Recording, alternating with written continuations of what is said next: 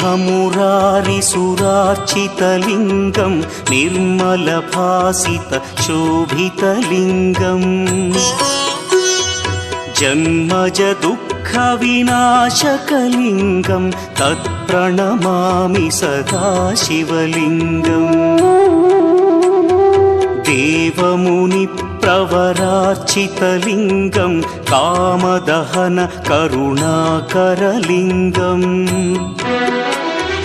रावणदर्पविनाशकलिङ्गं तत्प्रणमामि सदा शिवलिङ्गम्